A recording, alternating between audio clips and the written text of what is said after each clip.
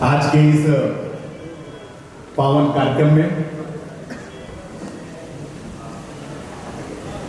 यहाँ उपस्थित माता भगिनी बंधु बांधव आप सभी को सादर प्रणाम।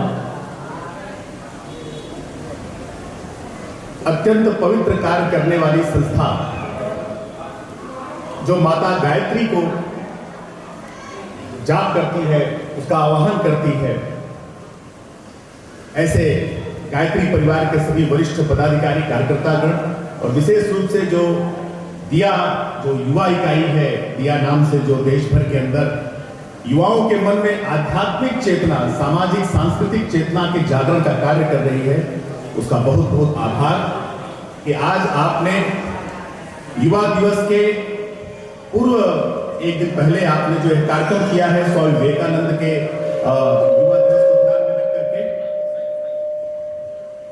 जैसा कि मुझे कहा गया है कि नैतिकता पर बात करना बड़ा भारी विषय है, मॉरलिटी, नैतिकता। मैं थोड़ा सा जो श्रोतागण है उनसे मैं पूछना चाहूंगा कि आप सब धैर्यपूर्वक सुनने के लिए भी तैयार हैं, क्योंकि काफी वक्ता बोल चुके हैं और मेरे लिए प्रश्न, मेरे लिए परीक्षा नहीं है, जो सुन रहे हैं उनके लिए विशेष है कि वो क्या सुनने के लिए तैयार हैं। कुछ समय है भी। बहुत बहुत आभार, धन्यवाद आप सबका।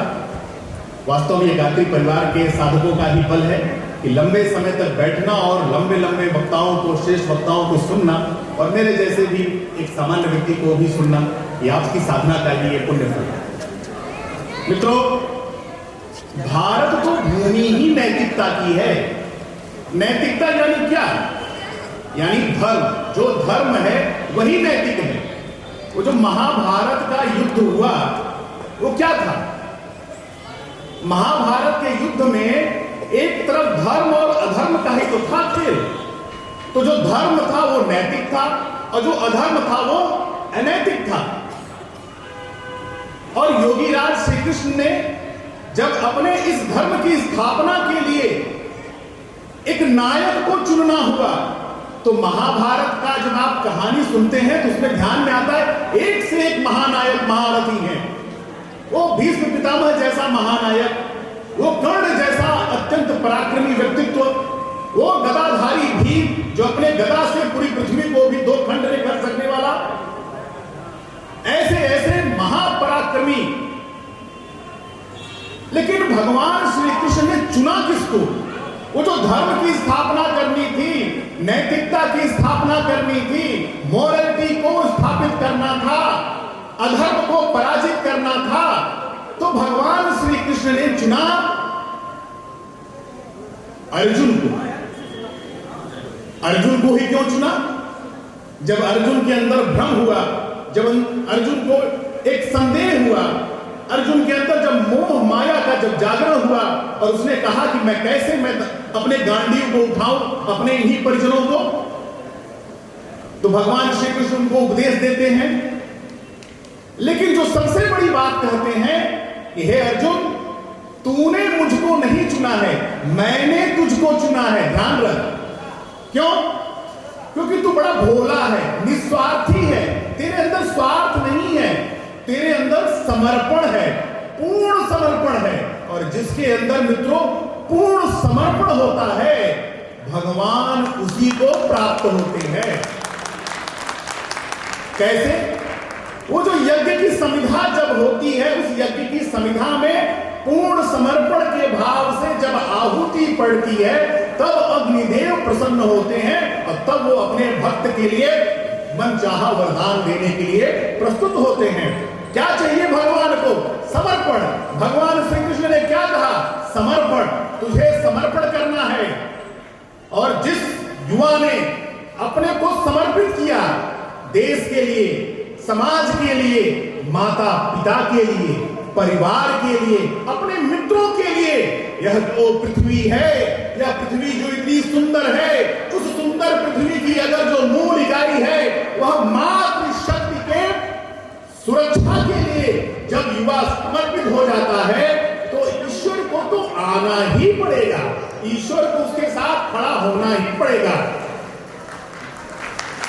वो जो मर्यादा पुरुषोत्तम भगवान श्री राम हैं, पूरी कहानी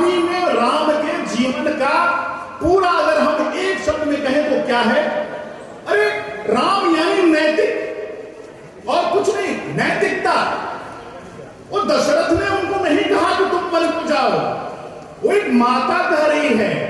लोग भले माता कहते को अपशब्दों से कहे, और माता ने कहा, मानी कि एक माता कह रही है कि मैंने वरदान मांगा था तुम्हारे पिता से, तो मैं आज उसी की पूर्ति चाहती हूं। राजा दशरथ नहीं बोल रहे हैं, मां की इच्छा और धर्म की स्थापना है। तो भगवान श्री राम ने बड़े हंसते हंसते कहा कि मेरे बड़े कई जन्मों का मेरा पुण्य भाग जागा है, जो मुझे वन का प्रस्थान करने का माता से मुझे आदेश प्राप्त हुआ है।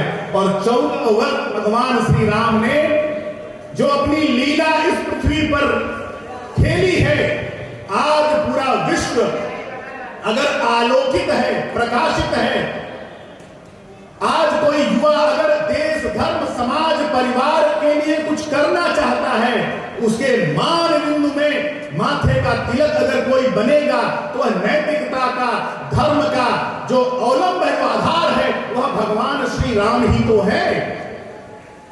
और मित्रों, समय की मर्यादा है, बहुत बात करने का मन था आपसे, लेकिन यही बात करने अपने समय को ध्यान में रखते हुए, क्योंकि स्वामी विवेकानंद की जयंती का अवसर है। स्वामी विवेकानंद यानी कौन? स्वामी विवेकानंद वो 12 जनवरी 1863 को गुलाम भारत में जन्मा एक युवा, गुलाम भारत, ध्यान रहे। और गुलाम भारत कैसा था? लगभग 800-900 साल की गुलामी में भारत का समाज भूल गया था कि हम राम के वंशज हैं, कृष्ण के वंशज हैं, महाप्रताप के, गुरु गोविंद सिंह के, छत्रपति शिवाजी महाराज के, वो चंद्रगुप्त चाणक्य के वंशज हैं। हम भूल चुके थे। यानी कि प्लासी का युद्ध हो रहा है और अंग्रेज और मुगल और यही लखनऊ के नवाब युद्ध लड़ रहे हैं। तो जितनी सेना प्लासी के मैदान में थी, जो भारत के भाग्य का निर्णय करने जा रही थी, उससे कई गुना ज्यादा भारत की जनता उस युद्ध के निर्णय को देखने के लिए खड़ी थी। देखे कौन जीतता है और कौन हमारा राजा बनता है। वो भारत की जनता इतनी आत्मविस्मृत हो चुकी थी कि वो शक आवे, यमन आवे, कुषाण आवे, हूण आवे, मुगल आवे, तुरक आवे, अफगान आवे, और रानी विक्टोरिया ही अगर मेरी रानी बन गई तो क्या फर्क पड़ता है। वो क्योंकि वो जो कैकेयी ने, जिसके माध्यम से जिसने कैकेयी के मत को बदला, मंथरा, वो मंथरा कहती है ना, रामचरितमानस में आप पढ़िए, केन रिप होए हमें कहानी, अचेरी छोड़ का होबे रानी। यानी कोई भी राजा हमसे क्या लेना देना, मैं तो दासी की दासी ही रहूंगी। तो भारतीय समाज, भारतीय जनता का मन गुलामी में इतना रम चुका था, वो भूल चुका था कि मेरा राजा कौन हो, क्या फर्क पड़ता है। और हुआ क्या? हुआ आत्मविस्मृत समाज, वो भूला हुआ समाज जो भूल चुका था कि मेरे राम कृष्ण भगवान, मेरी गायत्री माता कहां है। उसको जगाने का पहला कार्य अगर किसी ने पूरे इस पृथ्वी के पटल पर अगर किसी ने किया है, कि संसार के पटल पर, विश्व के उस पटल पर जहां के लोग दुनिया को गुलाम बनाकर बताते थे कि देखो तुम लोग पिछड़े लोग हो, तुम लोग अशिक्षित हो, तुम जानवरों की तरह रहते हो, मैं ही तुमको मुक्ति के मार्ग पर ले जाने वाला हूं। ऐसे लोगों के मंचों पर पहली बार एक भारत का नौजवान जाकर के भारत के पूरे वंगमय इतिहास को स्वर्ण से सुशोभित कर दिया। वो 1893 का वो था, शिकागो का, वो अंग्रेजों के देश का, गोरों के देश में एक भारतीय काला एक नौजवान मंच पर पहुंचा। उसने यही कहा, क्या कहा उन्होंने यही कहा कि ध्यान रखिए, भारत वह देश है जिसने ईसाइयों को चर्च बना करके दिया, मुसलमानों को मस्जिद बना कर दिया। वो जो पारसी थे, जिनको वहां के लोगों ने मार करके भगा दिया, उनको शरण देने का काम, उनको मंदिर बनाने का काम हमने दिया। जगह नहीं मिल रही थी, उनका स्थान इसी भारत ने दिया। क्यों दिया? क्यों? क्योंकि भारत की जो जनता है, हमारे ऋषियों ने, हमारे मुनियों ने, जिन्होंने रिसर्च किया, वो वेद की ऋचाएं लिखने वाले, वो उपनिषदों के श्लोक लिखने वाले, उन्होंने क्या कहा? माता भूमि पुत्रोहम पृथिव्या, यह भूमि मेरी माँ है और मैं इसका पुत्र हूं। जो माँ और पुत्र का संबंध होता है, वही मेरा संबंध इस पृथ्वी के साथ है। और इस नाते भारत का जन्म जो भी व्यक्ति हुआ, उसने पूरी दुनिया का चिंतन किया। इस नाते हमारे ऋषियों ने वसुधैव कुटुंबकम का मंत्र जागृत किया, क्रीडवंतो विश्ववार्यम का मंत्र जागृत किया, सर्वे भवन्तु सुखिनः का मंत्र जागरण किया। हमने कहा कि दुनिया में जितना भी संघर्ष है, क्या संघर्ष है भाई? आज के मैं नौजवान साथियों से पूछना चाहता हूं, दुनिया में क्या संघर्ष है? वो जो बांग्लादेश में आज के दिन टीपू दास नाम के एक निर्दोष हिंदू को जला दिया गया, मार दिया गया, किस बात के लिए भाई? बस विचार के लिए कि तू मेरे मत का नहीं है।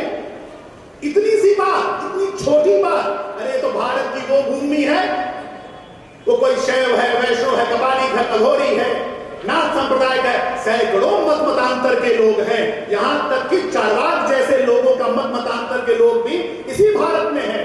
हमने तो मत के नाते कभी किसी का अहित नहीं किया, बल्कि उसका माल्यार्पण किया।